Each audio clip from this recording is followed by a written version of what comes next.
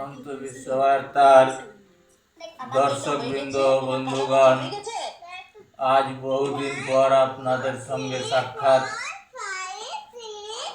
আপনাদের কাছে আমি মেডিকেল বুলেটিন থেকে যে সমস্ত কথাগুলো প্রতিনিয়ত তুলে ধরি, আজকেও সেই মেডিকেল বুলেটিন থেকে দু চারটে কথা আপনাদের সামনে তুলে ধরছি। আপনারা মনোযোগ সহকারে একটু চিন্তা ভাবনা করে দেখবেন। 1972 সালে কলকাতায় ডাক্তারি পড়তে আসার সময় জনমানুষের কাছে শুনেছিলাম খুব বড় ডাক্তারের হাতের লেখা সাধারণভাবে দুর্বোধ্য হবে। যে যত বড় চিকিৎসক তার হাতের লেখা তত দুর্বোধ্য। লেখার দুর্বোধ্যতা যে বড় ডাক্তারের অলংকার, আসলে পুঁজিবাদী শাসক শ্রেণীর গিল্টি করা অলংকার। মনে মনে আত্মতৃপ্তির তুলতাম, আমার হাতের লেখা ভালো ছিল না, ভাবতাম বড় ডাক্তারের গুণ পেয়েছি। তাহলে MBBS পাস করে ইংরেজিতে প্রেসক্রিপশনে প্যাড ছাপিয়ে দিলাম। আমি ইংরেজি জানি, জনগণকে বোঝাতে হবে তো, এও এক শাসন পদ্ধতি। আমার প্রেসক্রিপশনে ওষুধের নাম হাতে লেখা ইংরেজিতে ছিল। রোগীরা তো বটেই, অনেক শিক্ষিত মানুষ আমার প্রেসক্রিপশন পড়তে পারত না। নিজেকে আমাদের তুলনায় বেশ পণ্ডিত বা জ্ঞানী মনে হতো।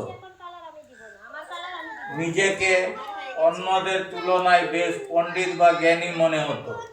তখন ফোন ছিল না, তাই ফার্মাসিস্ট বা ওষুধ দোকানে কাজ করা ছেলেটি যখন প্রেসক্রিপশনের ওষুধ লেখা দেখিয়ে প্রশ্ন করতেন, এটা একটু বলে দিন ডাক্তারবাবু, ওটা বলে দিন ইত্যাদি, আমার অহংকার বেড়ে যেত। অন্যরাও প্রশংসা দিয়ে আমায় বেঁধে ফেলতেন। উদ্ভট টানা টানা বিশ্রী হাতের লেখার জন্য নোংরা আত্মতৃপ্তির গর্ব হতো। প্রেসক্রিপশনের হাতের লেখা সম্পর্কে যে বুলেটিনটি পড়ে শোনালাম, এটি প্রফেসর ডাক্তার স্বপন কুমার জানার আত্মপরিচয়। এটা আমার কোনো কথা নয়। উনি যখন MBBS পাস করেছেন সেই সময়কার কথা তুলে ধরেছেন। আমি আপনাদের কাছে তারই কথাটা তুলে ধরলাম, আপনারা একটু ভাবনা চিন্তা করে দেখবেন। প্রেসক্রিপশনে ওষুধের নাম লিখতে হবে বড় বর্ণমালায়, যাতে সবাই বুঝতে পারে। আর বিশেষ কিছু বলছি না। আমি গ্রামীণ চিকিৎসক Ananta Roy, secretary RMP develop block committee.